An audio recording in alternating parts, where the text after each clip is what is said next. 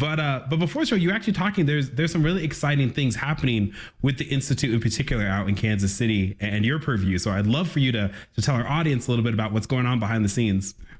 Oh, thank you very much for that opportunity. There's great growth at the apostolate of the Institute of Christ the King in Kansas City, Missouri, at Old St. Patick Oratory. Of course, our own faithful remark it in the pews. Every Sunday, it's the same comment from faithful that, oh, there's so many new faces. And then my next comment is, yes, and those faces have names. So make sure you keep introducing yourself and forming those good friendships.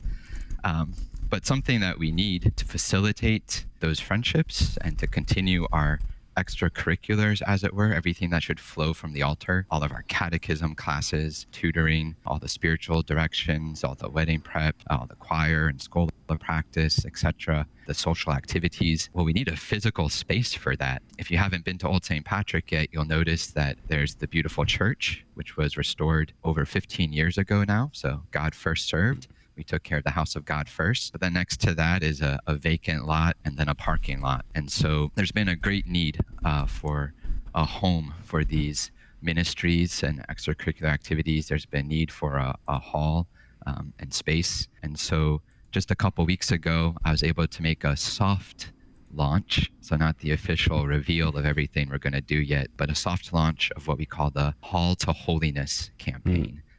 Grow the Faith Downtown. And so this campaign will meet the needs of our faithful and provide space for all the catechism and classrooms and receptions, wedding prep, and beyond.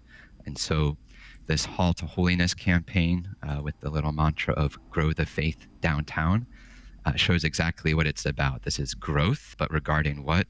The faith. So it's supernatural and linked to our mission, and where? Downtown. The Institute has a beautiful mission of being present downtown, and Kansas City is a growing city, and there need to be priests there to tend to their souls. Already last year, 2 of the souls that were brought in at the Easter Vigil, live right in the neighborhood. So that organic growth is going to keep on going. That's beautiful to hear, Canon, and I hope that really goes well. And just in terms of the faith in Kansas City, I do love to hear that the Institute is growing and really restoring all the faith in downtown. Oh, most certainly. Being there as a confrere to the other diocesan priests, it's very easy to have a great fraternal bond.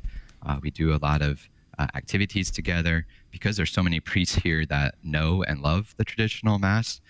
It's relatively easy to get a replacement if we need one at Old St. Patrick because of a travel or our annual convocation to the seminary in Italy, for example.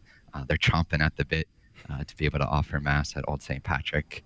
And yes, blessed with incredible clergy, a lot of good sound Catholic doctrine, and of course the great leadership of our bishop here, Bishop Johnston.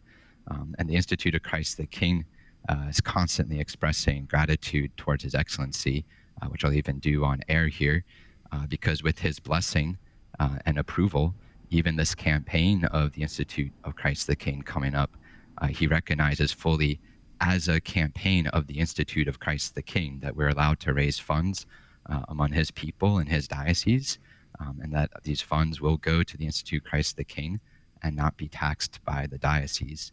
So that's an incredible blessing and gift His Excellency offers the Institute of Christ the King. So if people want to donate or help out, is there a link up, or is it still kind of being rolled out? There is still already a link. While we wait for the specific Hall to Holiness website to roll out, as you imagine that will happen when we go fully public. In the meantime, if you just go to our Institute of Christ the King Kansas City homepage from the main website, where you click on the donate tab, it does already say Hall to Holiness campaign. And so those funds will already be earmarked for this campaign. So I thank you in advance for your generosity, especially in this Lenten season. And almsgiving is one of those 3 traditional acts of Lent with prayer and fasting. So thank you for your gift.